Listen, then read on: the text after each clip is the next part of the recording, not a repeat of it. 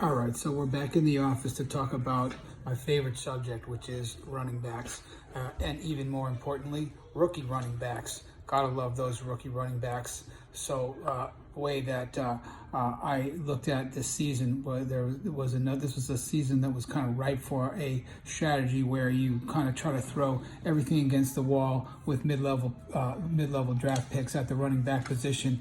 So you got kind of a pretty large pool of players. And these are all players that I have in various leagues, and that I am pretty bullish on. Right, for this week and over the course of the rest of the season. All potential RB2s this week, and with potential further upside going forward. So, right, you got Javonte Williams this week against the Jets. You got Tyson Williams this week against Detroit. You got Trey Sermon getting the start out in San Francisco this week. Elijah Mitchell, it doesn't look like he's going to play this week, but he could very well be a factor going forward, could return RB2 value in the future, depending on how that backfield shakes out. You got Kenyon Drake. Peyton Barber's been a little bit of a pain in the neck taking some early down work, but Kenyon Drake is still returning RB2/flex value with potential upside, a revenge game against his old team, the Dolphins, this week. Tony Pollard, here's a guy who's returning RB2 value behind Zeke, who's struggling. These Kenneth Gainwell, another guy I likes. Speaking of rookies, and his role, I think, is just going to keep on expanding, and I believe he's going to be returning RB2 value in that offense before long. You might be saying to yourself, well, look, the draft's over. I didn't do that already, and most of those guys really aren't available, in my league. So, well, what do I do to try to implement this strategy? Well, first of all, none of these guys have yet really blown anyone's doors off, so they should be pretty gettable in a trade.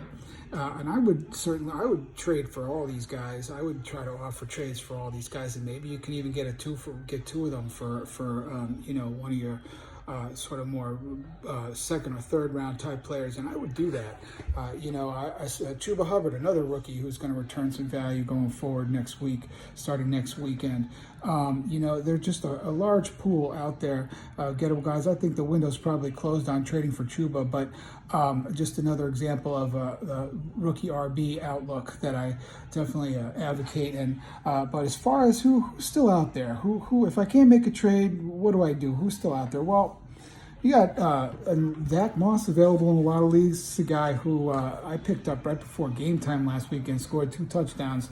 It's understandable why he would have been dropped. It was inactive for week 1, coach's decision, and it didn't really look like he was doing much and looking to make an impact, but he did, and he's returned RB2 value last week with those 2 scores, and I think he very well may continue. Tough matchup against Washington this week, but there's a guy out there who I would try to snap up, and a couple other guys, who I would take a look at.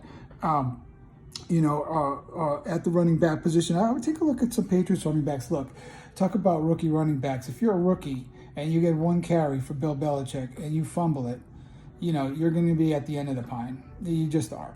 And that's where Ramondre Stevenson finds himself. I know he was a hot name in the preseason. I certainly liked his game a lot of power and catch the ball out of the backfield.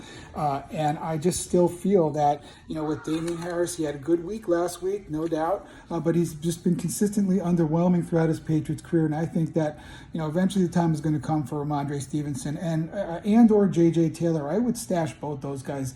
The doghouse only lasts so long. At a certain point, these guys are going to be in there, and I would like to have them when they are. Both rookies fit in the profile, and so there's still guys out there at the running back position, and I would dig deep, and those are some of my recommendations.